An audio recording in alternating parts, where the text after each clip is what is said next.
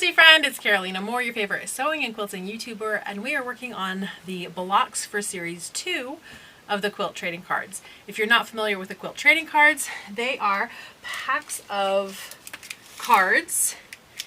The cards in here have different quilters on the front, and on the back are different patterns for making different blocks. This is series 2, and we're working on the different blocks for the series 2 quilt. Now, series 1 and series 2, all the blocks are 12 inches finished, so you can totally mix and match the blocks between the two series. They all will go together, totally up to you, but right now we're just working on the series 2 cards. So we need to go ahead and randomly pick which one we're going to do this week for our 4th block. This one. Yay! Okay, we're gonna do Michelle's block. Michelle Freedman lives up in Portland, Oregon. She is a pattern designer, quilt maker, and teacher. Maywood Studio is her brand partner. Fun fact, she failed trig but aced quilt math. I love that. And her website is stitchwellandprosper.com. And her block is the Oklahoma Twister here. And it is probably the most intense block of all of the blocks in this series. So this is block 4. It's also the most intense. I feel like once we do this block, we're technically kind of going to be halfway with doing the work on these quilt blocks. All right, we have our big squares, and we're doing our 8 at a time half square triangles, and I'm going to remember to just do 2 lines. I just need to do my X.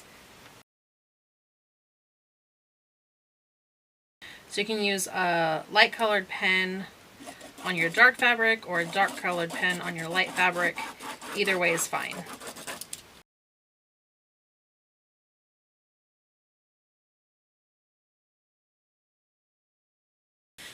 Alright, now that we've drawn our lines, we're going to go ahead and stitch a 1/4 inch away on either side of both lines on both squares.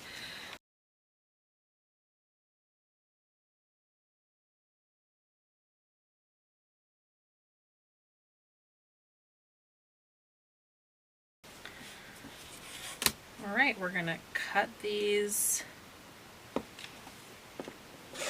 in half and then in half again.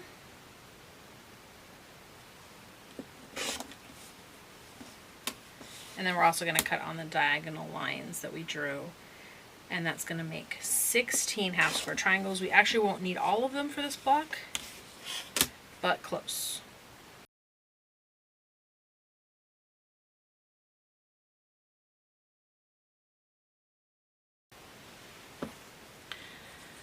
Alright, all these are going to get pressed towards the dark, and then we need to square them up.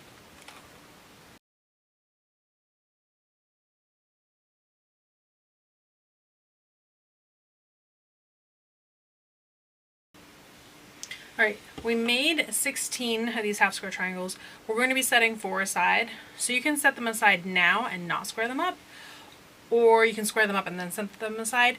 Either way, I'm just going to go ahead and set mine aside now, and that way I'm not going to go through the work of squaring them up since I'm not using them. And we've used different rulers for squaring up, so I guess I'm going to keep that going, and this time I'm going to square up using the glow ruler. So these all need to get squared up to 2.5 inches.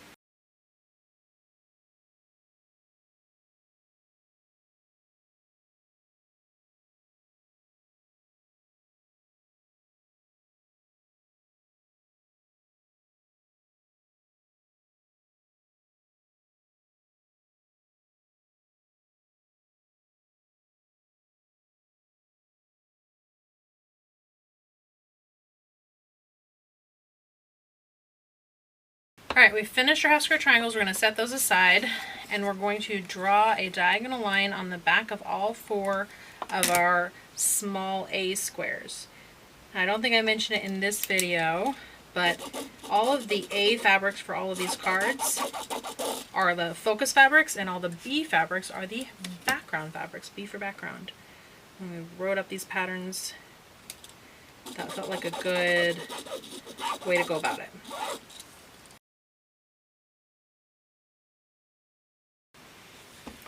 Alright, we have these 4 rectangles, And we're going to place this right sides together with the rectangle like this, and the diagonal lines going right there. And this time we're sewing on the line.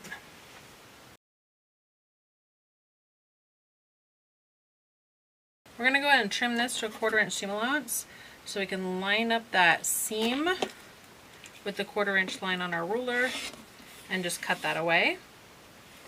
And that'll give us our 1/4 inch seam allowance. You can also eyeball it and do it with scissors.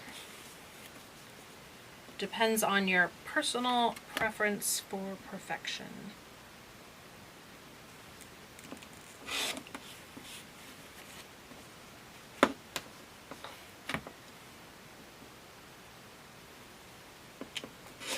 And all of these can get pressed towards the triangle.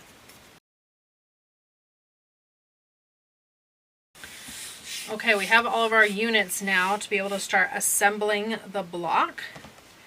So we're going to start with 3 of these, like this, and I'm going to stack 4 on top of each other because we're making 4 of these units, and I want to sew them all at the same time.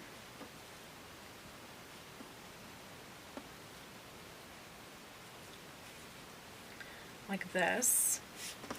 And then we have 4 squares, double checking, yep, 4 squares here.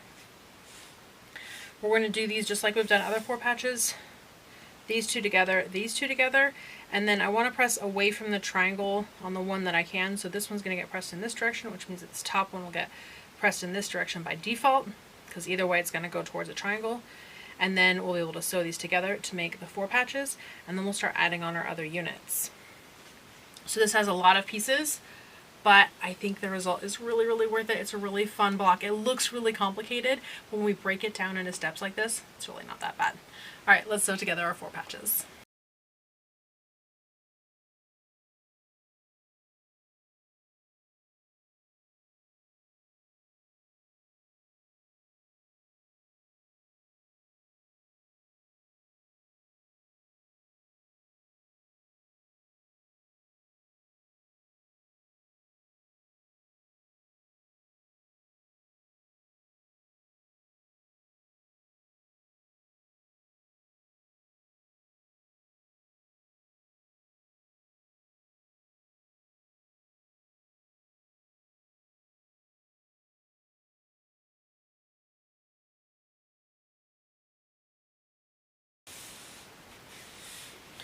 Alright, these are pressed, and now we can add them to this unit right here.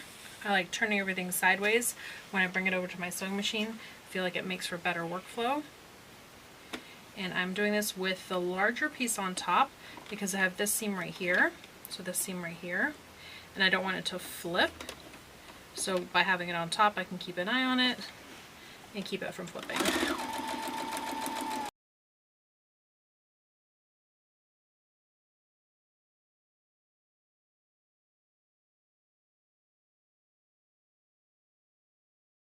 Alright, now we're adding this longer piece on the side here, and I'm putting them together, but then I'm flipping it so I have the seam side up, and that's going to allow me to make sure that my seams don't go flippy on me, because we don't like that.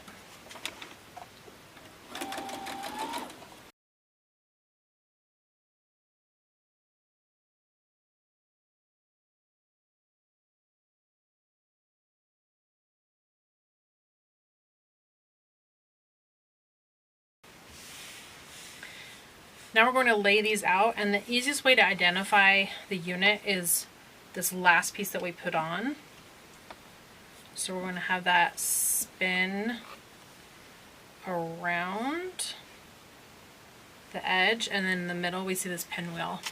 So that's so fun. It's like this pinwheel flower. I love the way this turned out. Okay, so we're just putting this together like a 4 patch. So these 2 together and these 2 together, and then we press the seams in opposite directions, and then sew together the whole thing. So 3 more seams and this block is done. And I did warn you that this is, I believe, the most intense of all the blocks, but it's such a fun block that we had to include it.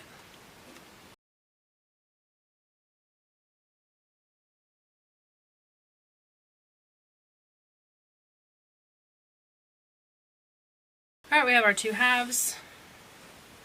Put them right sides together. Nest that middle.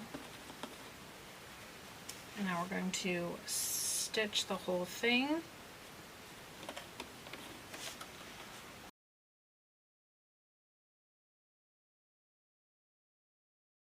All right, just like with all 4 patches, we can spin our seams. So this one is going clockwise. And there's a lot of bulk in this middle because not only is it a 4 patch, but the middle is made of half square triangles. So there's lots and lots of pieces going on here. So I'm definitely spinning my seams here to get as nice and flat and smooth a center as I can.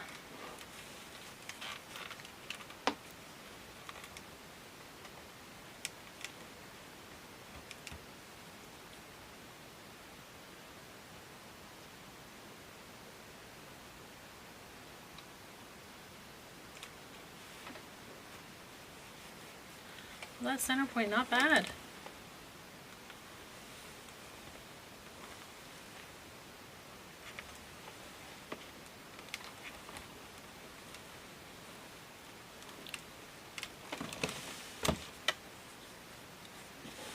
Yay, I love how it turned out. Alright friends, that is Michelle Freedman's block. Let's go ahead and clip her card back onto it. And then we can put it on the wall, back in its spot. How fun is this? We've done the 4 sides and now we just have the 5 through the middle left. Alright friends, if you want to continue joining along, make sure that you've hit that subscribe button.